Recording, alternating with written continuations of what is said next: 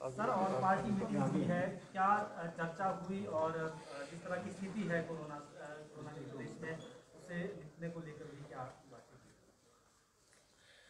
देखिए, बहुत बड़े इस संकट के दौर में सबको मिल करके चलना चाहिए। एक बहुत शुरुआत इस दृष्टि से ये सत्ता पक्ष और विपक्ष का साथ में बैठ करके चर्चा करना कोविड की सारी सिचुएशन पर, ये एक बहुत ही एक सार्थक संदेश देता है।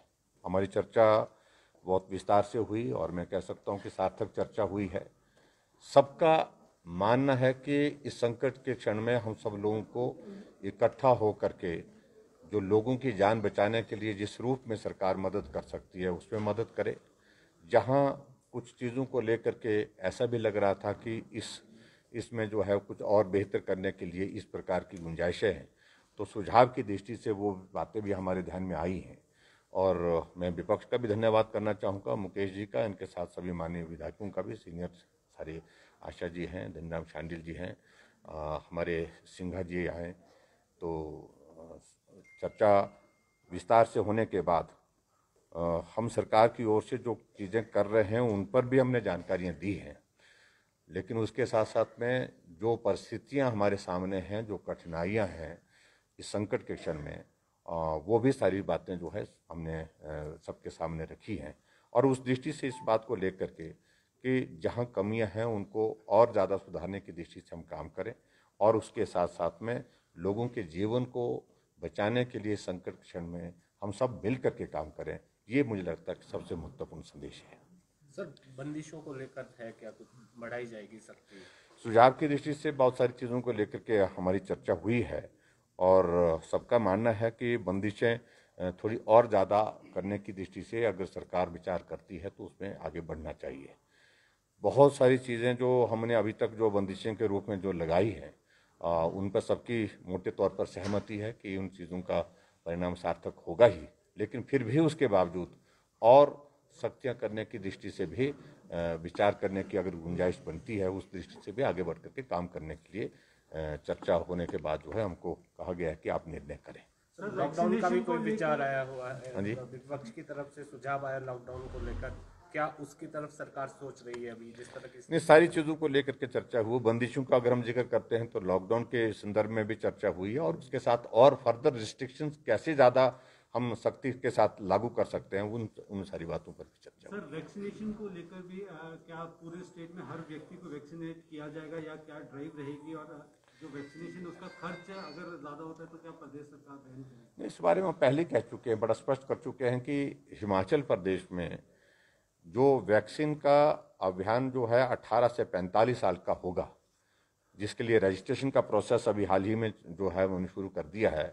और जैसे वैक्सीनेशन की हमको जो है वो अवेलेबिलिटी, वैक्सीन की अवेलेबिलिटी होती है, उसके बाद फिर हम इसको फेस्ड मैनर में इसको शुरू करेंगे।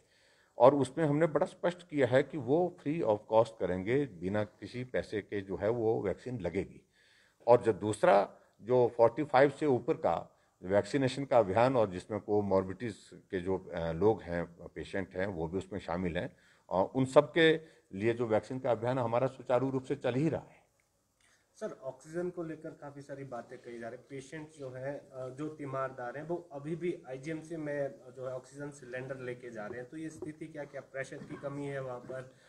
नहीं, देखिए, और वेंटिलेटर का भी एक सवाल बात है। मैं जरूर कहना चाहूँगा कि अभी तक हिमाचल प्रदेश में ऑक्सीजन की कमी के कारण पेशेंट को संकट हुआ, पेशेंट की मृत्यु हुई, ऐसी चीज़ों को लेकर के मुझे लगता है कि इस तरह की घटना नहीं है।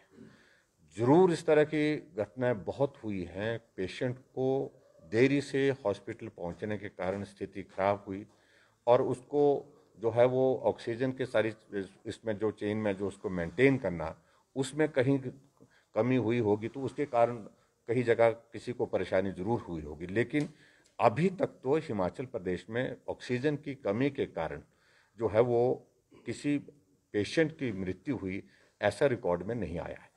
दूसरी बात मैं ज़रूर कहना चाहता हूँ, हमारे पास खाली सिलेंडर ऑक्सीजन के उपलब्ध हों, उसके लिए हमने केंद्र सरकार के लिए भी कहा है, केंद्र सरकार के समक्ष रखा है कि 5000 डी टाइप सिलेंडर हमको उपलब्ध कराएं, और उसके बाद दूसरे जो है बी टाइप जो है 3,000 हमको सिलेंडर उपलब्ध कराएं, इसके लिए हमने लिखा है। और उसके लिए अवेलेबिलिटी जब भी हो पाएगी हमको मिलेगी तो उसमें निश्चित रूप से उससे हमको बहुत बड़ी एक राहत होगी।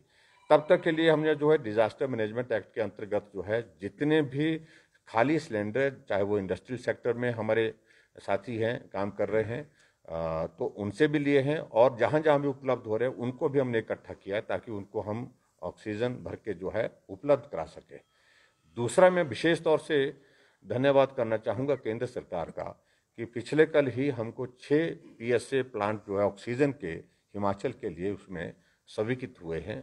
उसकी डिटेल्स प्रेस नोट के माध्यम से पिछले कल हमने जारी भी कर दी है, लेकिन उससे एक बहुत बड़ी एक राहत आने वाले समय में होगी। वेंटिलेटर्स की क्या? वेंटिलेटर्स हमारे पास अवेलेबल है। कुछ जगह कुछ टेक्निकल इश्यूज पर थोड़ी बहुत आई है तो उनको एक पार्ट है उसमें, और मुझे लगता है कि उसको जल्दी जो वेंडर के साथ हमने टेकअप करके जो है उसको उपलब्ध कराने के बाद वो शुरू हो जाएंगे। सर वेंटिलेटर्स तो हैं, लेकिन वहाँ पे डॉक्टर्स या जो उसको ऑपरेटर हैं वो नहीं है सर, उसकी वजह से कई वेंटिलेटर्स पे जो है वो काम नहीं हो पा रहा है। चाहे DDU की बात की है या बद्दी में ESI हॉस्पिटल है और वहाँ पर भी एक महिला की मौत हुई है वेंटिलेटर के ना मिलने से। नहीं, चलो अब ये आपकी सूचना है, लेकिन मेरी सूचना इस प्रकार की नहीं है। वेंटिलेटर्स पर बहुत ज़्यादा लोग नहीं हैं, ऐसा पूरे स्टेट में हमने देखा है, लेकिन वेंटिलेटर्स उपलब्ध हो इस बात को हम सुनिश्चित करने की पूरी